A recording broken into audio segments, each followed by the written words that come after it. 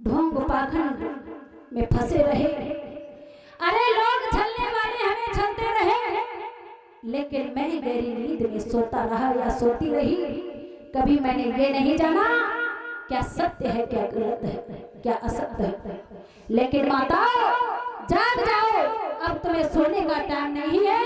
अगर अभी भी आप लोग सोती रही तो समझ जाइए आप आगे तक भी सोती रहेंगी।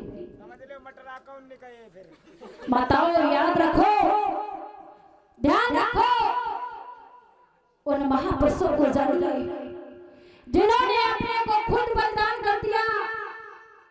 घर परिवारी बाली बच्चे सभी को छोड़ दिया हम और आपकी खातिर। लेकिन फिर भी वो कहा जाता है नहीं कि जो किसी का भला करता है ना दद्दा, वो ही बुरा होता है। जब वो किसी लायक हो जाता है ना तो हम लोग उसको भूल जाते हैं। तो वही समय आज हमारा यहाँ पर है जिन्होंने हमारे लिए सब कुछ कुर्बान कर दिया, सब कुछ बलिदान कर दिया। लेकिन हम जब किसी लायक हो गए तो उनको हम बिल्कुल भूल गए। मत भूलो, मत भूलो ऐसे महापुरुषों को। आपको हमारी सम्मानीय पूजनीय दीदी जी एवं गुरु जी के मुखार बिंद से बड़ा ही पावन प्रसंग श्रवण किया है, बड़ी ही सुंदर सुंदर चर्चाओं को श्रवण किया। और कहा जाता है, लेकिन फिर भी उस चीज को सुनने के बाद अब तक तो हम यही जानते रहे कि मुझे पता नहीं है। क्योंकि माताओं, बहुत सी माताएं बहनें ऐसी हैं जो अशिक्षित हैं, शिक्षा का ज्ञान नहीं है। अरे भैया, जब तक वो पढ़ेंगे नहीं, जब तक हम उनको बताएंगे नहीं, तब तक वो जानेंगे क्या। हमें बताना चाहिए, हमें उनको समझाना चाहिए कि हमारे लिए संघर्ष किया है, हमें ये शान की जिंदगी जिसने दी है वो कौन है। हमें और आपको, आप लोग जो सुंदर सुंदर वस्त्र पहने हैं ना, आप लोग जो सुंदर सुंदर आभूषण पहने हैं, माताओं, अगर ये माता रमाबाई परम पूज्य बाबा साहब ना होते तो आज हमें ये मौका नहीं मिलता माताओं। तो उस चीज को याद रखो कि हमें ये सुंदर वस्त्र मिले हैं। आज हम यहाँ पर दहाड़ दहाड़ करके बोल रही हैं, तो ये भी बोलने का मेरे लिए अधिकार नहीं था। अधिकार तो सिर्फ इन्होंने दिलवाया। अरे जब आप इनकी कहानी को पढ़ोगे, इनके इतिहास को जानोगे, तो हकीकत में आपके आंखों में आंसू आ जाएंगे।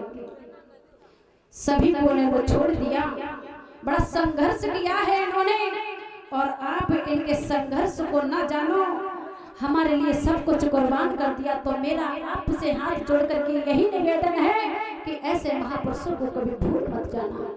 अगर आज आप लोग भूल गए तो 2024 आएगी ना, तो वो हमारी जिंदगी वही हो जाएगी जब हमारी माताएं बहनें दादा घर से बाहर नहीं निकलती थी। घर से घूंघट बिना करे हुए अगर घर से बाहर निकल जाती थी, उनकी बेइज्जती की जाती थी। आज हमें सम्मान सब कुछ मिला, तो हम ऐसे बाबा साहब को क्यों भूल जाओ। तो आइए, दो लाइन है उनके लिए, जिन्होंने 32 डिग्रियां प्राप्त करने के बाद 9 भाषाओं का ज्ञान था। ऐसा व्यक्ति ना दुनिया में हुआ है, ना हो सकता है और ना ही होगा। तो बाबा साहब ने अपनी पढ़ाई करने के बाद उन्होंने हम लोगों के लिए सम्मान में एक संविधान बना करके तैयार किया है, और उस संविधान में लिख करके कहा कि ये जो नारी है किसी भी जाति की क्यों ना हो, लेकिन सम्मान सबको एक बराबर मिलना चाहिए। तो कहना है परम पूज्य बाबा साहब के लिए,